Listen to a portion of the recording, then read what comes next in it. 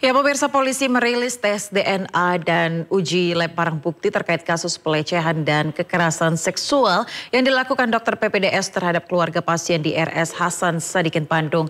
Dari hasil tes DNA dan lab, tersangka Priguna Anugrah terbukti sebagai pelaku tunggal.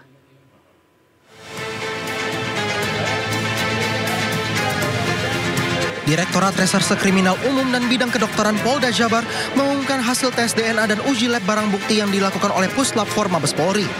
Dari hasil tes DNA dan uji sampel yang diberikan ke Puslap IV Mabes Polri, dapat dibuktikan secara ilmiah atau scientific crime investigation, tersangka Priguna Anugrah terbukti sebagai pelaku tunggal pelecehan dan kekerasan seksual terhadap ketiga korban yang merupakan keluarga dan pasien di RSHS Bandung. Ditemukan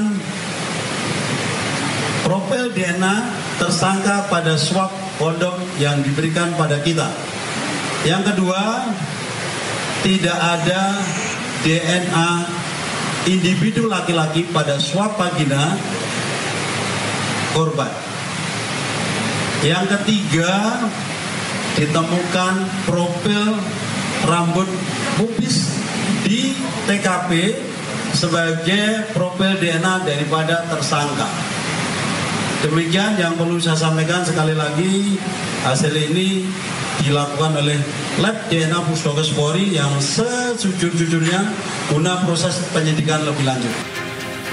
Sebelumnya tersangka Priguna Anugrah dilaporkan atas tuduhan pelecehan dan kekerasan seksual terhadap 3 orang keluarga pasien. Hingga kini tersangka masih menjalani tes psikologi dari tim Bitdokes Polda Jabar.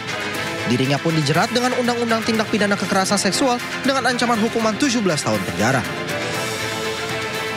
Dari Kabupaten Bandung, Jawa Barat, Yuan Pangestu, iNews melaporkan. Kasus pelecehan seksual terhadap anak di lingkungan sekolah lagi-lagi terjadi, pemirsa. Seorang guru di salah satu sekolah dasar di Sukoharjo, Jawa Tengah diduga melecehkan puluhan siswanya. Kasus pelecehan terhadap puluhan anak-anak laki-laki di bawah umur terungkap usai salah satu korban mengadu telah dilecehkan tersangka ke orang tuanya. Pengakuan demi pengakuan muncul hingga akhirnya terdapat sekitar 20 siswa yang menjadi korban. Korban merupakan murid tersangka yang masih duduk di kelas 1 sampai 3 SD dan seluruh korban berjenis kelamin laki-laki. Ironisnya, aksi pelaku dilakukan di lingkungan sekolah dan juga luar lingkungan sekolah. Pelaku dipecat dari sekolah dan telah ditetapkan sebagai tersangka oleh Polres Sukoharjo.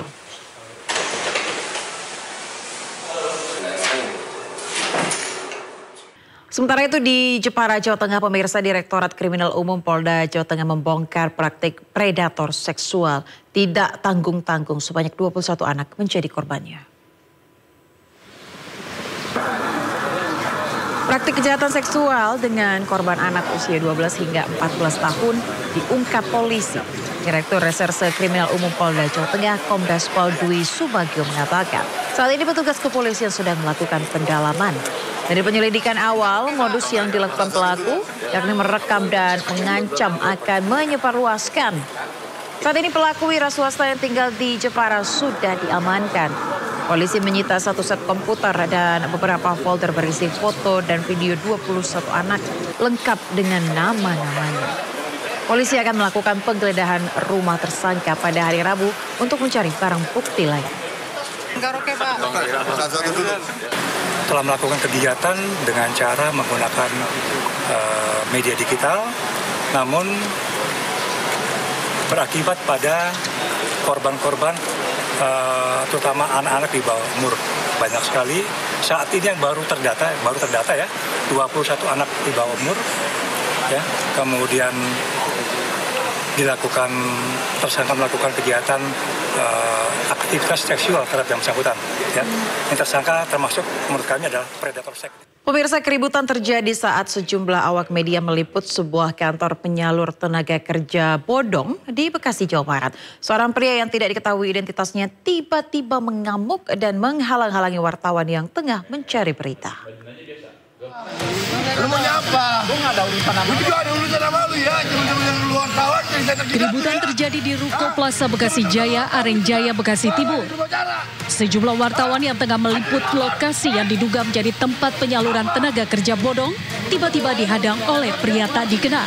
Selain memaki, pelaku juga sempat mengancam wartawan yang berujung pada ketegangan. Kericuhan baru mereda setelah seorang warga berusaha menarik dan menjauhkan pelaku dari lokasi ruko.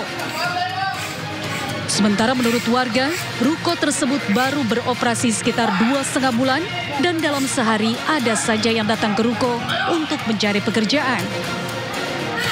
Para pencari pekerjaan tersebut diiming-imingi langsung masuk dan bekerja setelah membayar sejumlah uang mulai dari Rp600.000 hingga jutaan rupiah. Kegiatannya apa Pak dia? Ya, nerima lamaran kerja, dijamin masuk. Sehari berapa orang Pak yang untuk melamar pekerjaan ini Pak? Ya, paling sedikit, pokoknya di atas 5 Pak. Di atas 5? Iya, paling sedikit 5 orang kok saya perhatiin gitu. Usai keributan, Dinas Ketenagakerjaan Kota Bekasi langsung mendatangi lokasi untuk melakukan pengecekan. Namun ruko berlantai 2 tersebut sudah kosong dan dikunci dari luar. Ya, kami yang punya lokasi ya, domisili ada di Kota Bekasi dan kami melakukan langsung ke lapangan. Ternyata di lapangan kita tidak bisa nih, sudah disegel, tidak bisa nemuin orangnya. Nah ini jelas-jelas bodong, kalau orang yang berizin tidak akan lari.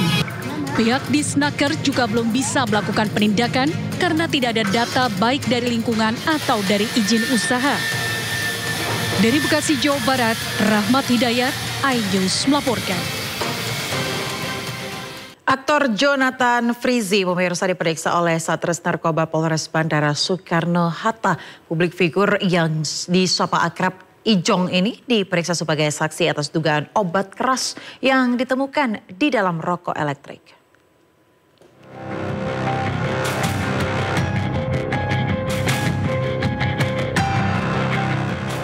Kepolisian Resor Kota Bandara Soekarno-Hatta melakukan pemanggilan dan pemeriksaan terhadap artis tampan Jonathan Frizzy terkait dugaan tindak pidana penyalahgunaan narkoba jenis etomidate.